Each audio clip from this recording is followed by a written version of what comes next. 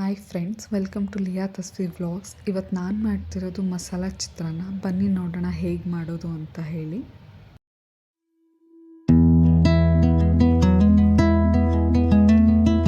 ಫಸ್ಟಿಗೆ ನಾನಿಲ್ಲಿ ಒಗ್ಗರಣೆ ಸಾಮಾನನ್ನ ತೊಗೊಂಡಿದ್ದೀನಿ. ಸಾಸಿವೆ, ಉದ್ದಿನಬೇಳೆ, ಕಡಲೆಬೇಳೆ, ಜೀರಿಗೆ, ಕಡಲೆಬೀಜ ಮತ್ತು ಕರಿಬೇವು, 2 ಒಣಮೆಣ್ಸಿನ್ಕಾಯಿ, 4 ಲೆಮನ್ ತೊಗೊಂಡಿದ್ದೀನಿ ಮತ್ತು 4 ಮೀಡಿಯಮ್ ಸೈಜ್ನ ಆನಿಯನ್ನ ಸ್ಲೈಸಾಗಿ ಫುಲ್ ಸಣ್ಣದಾಗಿ ಕಟ್ ಮಾಡಿ ಇಟ್ಕೊಂಡಿದ್ದೀನಿ.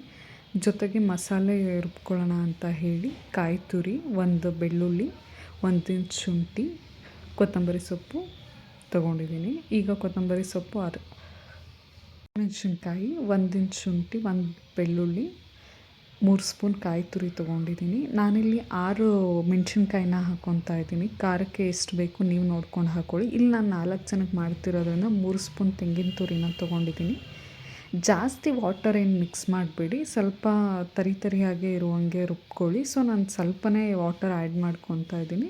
ಮತ್ತು 1 ಸ್ಪೂನ್ ಜೀರಿಗೆ ಹಾಕ್ಕೊಂಡೆ. ಜೀರಾ ಹಾಕಿದಷ್ಟು ಫ್ಲೇವರ್ ಚೆನ್ನಾಗಿರುತ್ತೆ, ಡೈಜೆಸ್ಟ್ಗೂ ಹೆಲ್ಪ್ ಮಾಡುತ್ತೆ ಅಂತೇಳಿ ಇಲ್ಲಿ ನಾನು ಗ್ರೈಂಡ್ ಮಾಡ್ಕೋತಾ ಇದ್ದೀನಿ. ಎಷ್ಟು ತರಿಯಾಗಿ ಆಗುತ್ತೆ ಅಷ್ಟು ಗ್ರೈಂಡ್ ಮಾಡ್ಕೊಳ್ಳಿ ನೀವು.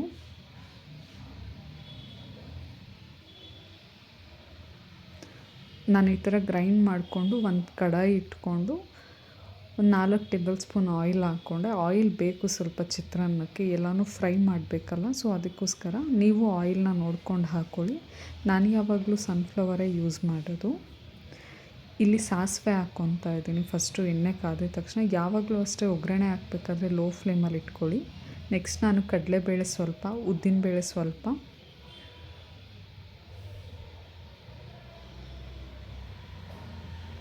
ಈಗ ಕಡಲೆ ಬೀಜನ ಸೇರಿಸ್ಕೊತಾ ಇದ್ದೀನಿ.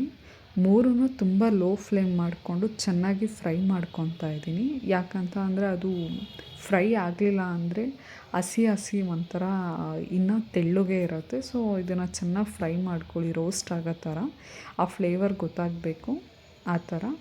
ನಾನಿಲ್ಲಿ ಇದಕ್ಕೆ ಚೆನ್ನಾಗಿ ಈ ಥರ ಕಲರ್ ಬಂದಮೇಲೆ ರೆಡ್ ಚಿಲ್ಲಿ ಅಂದರೆ ಒಗ್ಗರಣೆಗೆ 2 ತೊಗೊಂಡಿದ್ದೀನಿ. ಯಾಕಂದರೆ ಗ್ರೀನ್ ಚಿಲ್ಲಿ ಅಲ್ಲಿ ಖಾರಕ್ಕೆ ತೊಗೊಂಡಿದ್ದೀನಿ. ಮತ್ತು ಕರಿಬೇವು ಹಾಕ್ಕೊತಾ ಇದ್ದೀನಿ. ಕರಿಬೇವು ಎಷ್ಟಾಗುತ್ತೆ ಅಷ್ಟು ಹಾಕಿ, ತುಂಬ ಚೆನ್ನಾಗಿರುತ್ತೆ ಫ್ಲೇವರು. ಇಲ್ಲಿ ಆನಿಯನ್ ಕೂಡ ಸೇರಿಸ್ಕೊತಾ ಇದ್ದೀನಿ, ಎಣ್ಣೆಲಿ ಬಾಡಿಸ್ಕೊಳ್ಳೋಣ ಅಂತ ಹೇಳಿ. ಇದೇ ಥರ ಹಚ್ಕೊಳ್ಳಿ, ಟೇಸ್ಟಿಗೆ ಚೆನ್ನಾಗಿ ಸಿಗುತ್ತೆ. ನಾನಿಲ್ಲಿ 1-2 ನಿಮಿಷ ಚೆನ್ನಾಗಿ ಬಾಡಿಸ್ತಾ ಇದ್ದೀನಿ ಈರುಳ್ಳಿನ. ಚೆನ್ನಾಗಿ ಆಯಿಲಲ್ಲಿ ಫ್ರೈ ಮಾಡಿಕೊಂಡು ನೆಕ್ಸ್ಟ್ ನಾನು ಆಮೇಲೆ ಆ ಮಸಾಲ ಆ್ಯಡ್ ಮಾಡ್ಕೊತೀನಿ. ನನ್ನ ವಾಯ್ಸಲ್ಲಿ ಏನಾದರೂ ಡಿಸ್ಟರ್ಬೆನ್ಸ್ ಇದ್ದರೆ ಅಡ್ಜಸ್ಟ್ ಮಾಡ್ಕೊಳ್ಳಿ. ಯಾಕಂದರೆ ನಾವು ಮೇನ್ ರೋಡಲ್ಲಿ ಇರೋದ್ರಿಂದ ತುಂಬ ನಾಯ್ಸ್ ಇರುತ್ತೆ. ನಾನಿಲ್ಲಿ ಆನಿಯನ್ ಎಲ್ಲ ಫ್ರೈ ಆಗಿದ ತಕ್ಷಣ ಏನು ಗ್ರೈಂಡ್ ಮಾಡ್ಕೊಂಡಿದ್ದೆ ಆ ಮಸಾಲಾನ ಆ್ಯಡ್ ಮಾಡ್ಕೊತಾ ಇದ್ದೀನಿ. ಆದಷ್ಟು ವಾಟರ್ ಇಲ್ಲದೇ ಗ್ರೈಂಡ್ ಮಾಡ್ಕೊಳ್ಳೋಕೆ ಟ್ರೈ ಮಾಡಿ, ಆವಾಗ ಇನ್ನೂ ಚೆನ್ನಾಗಿರುತ್ತೆ. ಯಾಕಂದರೆ ಚಿತ್ರಾನ್ನಕ್ಕೆ ನೀರು ಬಿಟ್ಕೊಂಡ್ರೆ ಅಷ್ಟು ಟೇಸ್ಟ್ ಇರೋಲ್ಲ. ಈಗ ನಾನು ಆ ಗ್ರೈಂಡ್ ಮಾಡಿರೋ ಮಸಾಲೆನ ಆಯಿಲಲ್ಲಿ ಎಣ್ಣೆ ಬಿಟ್ಕೊಳ್ಳೋವರೆಗೂ ಚೆನ್ನಾಗಿ ಫ್ರೈ ಮಾಡ್ಕೊತಾ ಇದ್ದೀನಿ. ಯಾಕಂದರೆ ಎಲ್ಲ ಹಸಿ ಇಂಗ್ರೀಡಿಯೆಂಟ್ಸೇ ಆಗಿರೋದ್ರಿಂದ ಹಸಿನೇ ಇರಬಾರ್ದು ಅಂಥೇಳಿ ಚೆನ್ನಾಗಿ ಫ್ರೈ ಮಾಡ್ಕೊತಾ ಇದ್ದೀನಿ. ನೀವು 1-2 ಮಿನಿಟ್ಸ್ ಚೆನ್ನಾಗಿ ಫ್ರೈ ಮಾಡ್ಕೊಳ್ಳಿ, ಈ ಥರ ಆಯಿಲ್ ಬಿಡ್ತಾ ಇದೆಯಲ್ಲ ಅಲ್ಲಿವರೆಗೂ. ನಾನು ಹಾಗೆ ಈಗ 1 ಸ್ಪೂನ್ ಹಳದಿ ತೊಗೊಂಡೆ. ನೆಕ್ಸ್ಟ್ ನಾನಿಲ್ಲಿ ಸಾಲ್ಟನ್ನ ಆ್ಯಡ್ ಮಾಡ್ತಾಯಿದ್ದೀನಿ. ಆದಷ್ಟು ಹಳದಿ, ಕರಿಬೇವು ಏನೇನು ಇಂಗ್ರೀಡಿಯೆಂಟ್ಸ್ ಇರುತ್ತೆ ಅದನ್ನು ಸ್ವಲ್ಪ ಜಾಸ್ತಿನೇ ಯೂಸ್ ಮಾಡೋದಕ್ಕೆ ಟ್ರೈ ಮಾಡಿ. ಯಾಕಂತ ಅಂದರೆ ಅದೆಲ್ಲ ನಮಗೆ ತುಂಬ ಆರೋಗ್ಯಕ್ಕೆ ಒಳ್ಳೆಯದು. ಹಳದಿಗೆ ಆ್ಯಂಟಿಬಯೋಟಿಕ್ ಆಗಿರ್ಬೋದು, ಅಥವಾ ಕರಿಬೇವಿಂದ ಕೂದಲಿಗೆ, ದೇಹಕ್ಕೆ ತುಂಬ ಉಪಯೋಗ ಇದೆ. ಸೊ ಯೂಸ್ ಮಾಡ್ಕೊಳ್ಳಿ.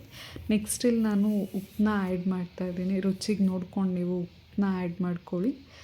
ನಾನಿಲ್ಲಿ ಇದನ್ನು ಚೆನ್ನಾಗಿ ಫ್ರೈ ಮಾಡಿಬಿಟ್ಟು, ಇವಾಗ ಕಾಣಿಸ್ತಾ ಇದೆಯಲ್ಲ ಈ ಕನ್ಸಿಸ್ಟೆನ್ಸಿ ಬರೋವರೆಗೂ ಚೆನ್ನಾಗಿ ಫ್ರೈ ಮಾಡ್ಕೊಳ್ಳಿ. ಅಂದರೆ ಆಯಿಲೆಲ್ಲ ಹೀರ್ಕೊಂಡು ಜಸ್ಟ್ ಡ್ರೈ ಥರ ಇರುತ್ತೆ ಇದು. ನೋಡಿ ಈಗ ಕಾಣಿಸ್ತಾ ಇದೆ. ಈಗ ನಾನು ಸ್ಟವ್ ಆಫ್ ಮಾಡಿ 5 ಮಿನಿಟ್ಸ್ ಹಾಗೆ ಬಿಡ್ತೀನಿ, ಅದು ಆರೋ ತನಕ.